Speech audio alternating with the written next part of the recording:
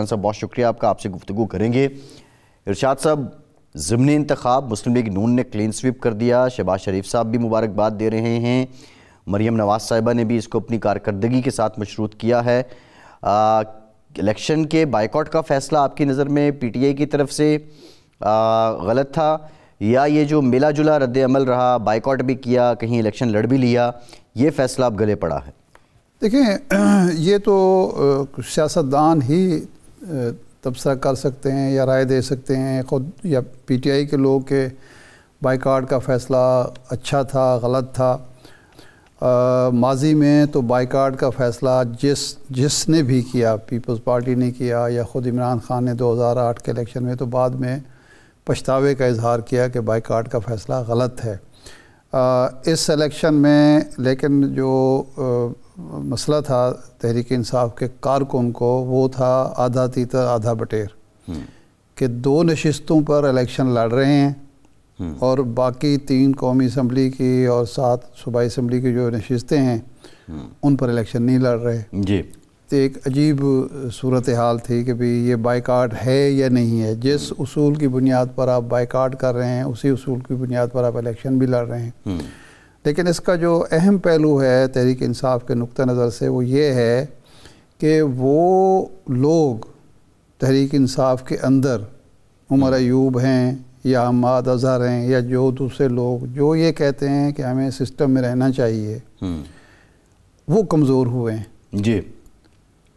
اب ان کو جو بائیکاٹ گروپ تھا یا بائیکاٹ کے حامی لوگ تھے، وہ تانا دیں گے کہ جی لڑکے دیکھ لیا الیکشن، جی ہم جب یہ کہتے ہیں کہ جناب اس سسٹم میں آپ کے لیے ہمارے لیے کوئی جگہ نہیں ہے، اور ہم الیکشن ان کے بقول الیکشن لڑیں بھی، جیت بھی جائیں تو ہمیں فارم 47 کے تحت ہرا دیا جائے گا، تو آپ کو کیا شوق پڑا تھا؟ اور میں کچھ دیکھ رہا تھا جی، بلکہ فواد چودھری صاحب کی ٹویٹ تھی، عمر ایوب صاحب کو انہوں نے تانا دیا کہ ہو گیا شوق پورا آپ کا، میں نے بھی دیکھا جی، ٹھیک ہے نا۔ تو وہ لوگ جو سسٹم میں رہ کر جدوجہد کرنا چاہتے ہیں، وہ کمزور پڑیں گے جی، اور اس سے پہلے بھی ان کو مسلسل کمزور پڑتا ہوا میں دیکھ رہا ہوں، مسلسل ایسے اقدامات ہو رہے ہیں۔ اب یہ مسلم لیگ کو بھی سوچنا چاہیے، پیپلز پارٹی کو بھی، جو حکمران اتحاد ہے ان کو بھی سوچنا چاہیے، کیا کسی سیاسی جماعت کے اندر یہ مایوسی پیدا ہونا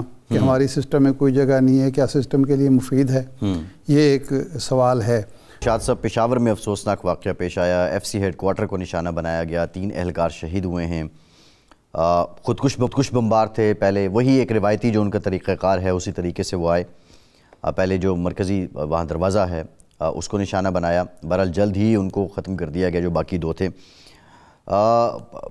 اگین انفارچونیٹلی یہ جو تانے بانے ہیں پھر افغانستان سے ملتے ہیں، آپ کیا سمجھتے ہیں؟ کیونکہ ابھی افغانستان اور پاکستان کے بیچ جو کچھ ہوا، یہ کوئی بہت دور کی بات تو نہیں ہے، حال ہی کی بات ہے۔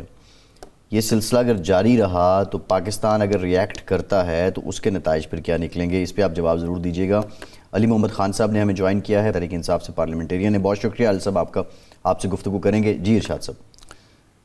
عباس صاحب، اس میں جو امپورٹنٹ چیز ہے وہ یہ ہے کہ یہ کہاں سے ہے، اس سے زیادہ امپورٹنٹ چیز ہے کہ یہاں تک کیسے پہنچے، اس پر ہمیں توجہ دینے کی ضرورت ہے۔ اور ہمیشہ سے ہم یہ کہتے ہیں کہ جب تک آپ سول اداروں کو طاقتور نہیں بنائیں گے، وسائل نہیں دیں گے، ان کی کارکردگی بہتر نہیں کریں گے، کیپیسٹی بلڈنگ نہیں کریں گے، یہ سلسلہ روکنا بڑا مشکل ہو جاتا ہے۔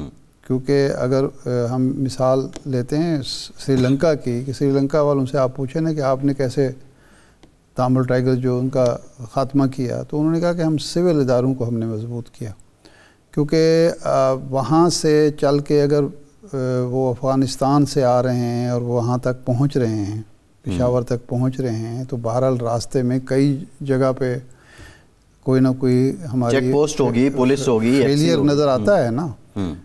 تو ظاہر قدم قدم پہ آپ فوج تو نہیں کھڑی کر سکتے، ظاہر بات ہے کہ پولیس ہے، آپ کے اسپیشل برانچ ہے، باقی جو ادارے انتظامی ادارے ہیں، انہوں نے یہ سارا کچھ کرنا ہے۔ تو میرا خیال ہے اس پر ہمیں سب سے زیادہ توجہ دینے کی ضرورت ہے، اور جہاں تک افغانستان کا تعلق ہے اس سے اگر تعلقات خراب ہیں تو پھر ہمیں اس سے برے کی بھی توقع کرنی چاہیے، لیکن انشاءاللہ ہم اس قابل ہیں کہ ہم دہشت گردی کا مقابلہ بھی کر سکیں اور اس کو جڑ سے پھینکیں بھی۔ بالکل۔ بریک کے بعد ایک بار پھر سے آپ کا خیر مقدم کرتے ہیں ارشاد صاحب۔ پاکستان کی جو پالیسیز ہیں، اور یہ پہلی بار ہو رہا ہے جو ہم رانا تنویر صاحب سے بھی ہم نے پوچھا کہ پاکستان جو ہے وہ بنگلہ دیش کو چاول برآمد کرے گا، اور جو رانا صاحب نے بات کی ہے میرے لیے تو حوصلہ افزا ہے، اگر ایسا ہی ہے کہ سیلاب کے باوجود جہاں جہاں فصل بچی ہے اس کی پیداوار بڑھی ہے۔ پاکستان اور بنگلہ دیش کی تجارتی، سیاسی، سفارتی مراسم بڑھنا، یہ انڈیا کے لیے کتنا خطرناک ہے؟ کیا یہی رائٹ ٹائم ہے یا یہ اس سے پہلے ہو جانا چاہیے تھا؟ اب صاحب بنگلہ دیش اور پاکستان ٹھیک ہے، ماضی کی تلخیاں ہیں، ماضی میں جو ہوا وہ نہیں ہونا چاہیے تھا، کچھ ان کی غلطیاں تھیں، کچھ ہماری غلطیاں تھیں، وہ ہو گیا۔ لیکن جو تعلقات کی نوعیت اب بن رہی ہے یہ صرف حوصلہ افزا نہیں ہے، یہ نیچرل ہے۔ اچھا۔ اور انڈیا نے صرف یہ بنگلہ دیش بننے کے بعد بنگال کا استحصال نہیں کیا، بلکہ بنگالی مسلمانوں نے جب تحریک پاکستان میں حصہ لیا تھا تو اس کی سب سے بڑی وجہ جو تھی وہ ہندو بنیا کا استحصال تھا۔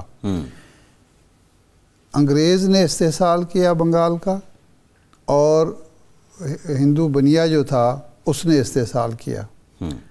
اور اس کے بعد آپ کو یاد ہوگا کہ جو سہروردی صاحب کی حکومت کے دور میں فسادات ہوئے تھے، اور جس طرح بنگالی مسلمانوں کے ساتھ جو سلوک کیا گیا تھا، ظلم ڈھائے گئے تھے، اس پہ تو گاندھی صاحب جو تھے وہ جا کے رو پڑے تھے جی، اور وہ بنیاد تھی جس کے بعد وہاں کے مسلمانوں نے کہا کہ جی ہم ہندوستان کے ساتھ نہیں رہ سکتے، ہندو کے ساتھ نہیں رہ سکتے۔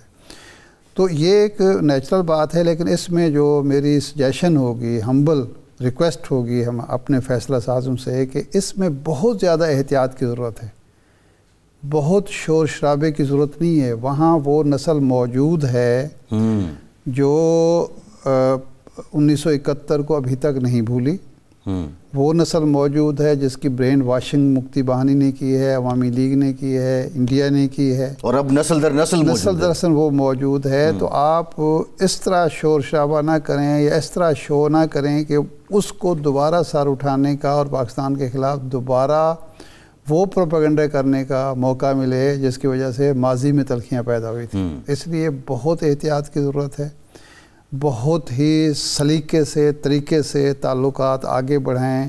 نئی حکومت آ جائے، نئی حکومت کو بھی ہم اس طرح سپورٹ نہ کریں جس طرح ہم نے خالدہ ضیاء کو سپورٹ کیا اور اس کے نتیجے میں پھر حسینہ واجد کو پروپیگنڈا کرنے کا موقع ملا۔ تو یہ میرا پیغام ہے ان فیصلہ سازوں جو ہمیشہ بہت زیادہ جذباتی ہو جاتے ہیں، ان کو اس موقع پر جذباتی ہونے کے بجائے حقیقت پسندی کے ساتھ، ہوش مندی کے ساتھ، دانش مندی کے ساتھ، عقل مندی کے ساتھ ان معاملات کو آگے بڑھانا چاہیے، اچھے وقت کا انتظار کرتے ہوئے۔ یہ ضرور دیکھنا چاہیے کہ جو پاکستان مخالف عناصر ہیں ان کو کوئی موقع نہ ملے۔ موجودہ بنگال کی جو حکومت ہے مشرقی پاکستان کی اور بنگلہ دیش کی، نہ اس کے خلاف پروپیگنڈا کا موقع ملے، نہ اگلی حکومت کے خلاف۔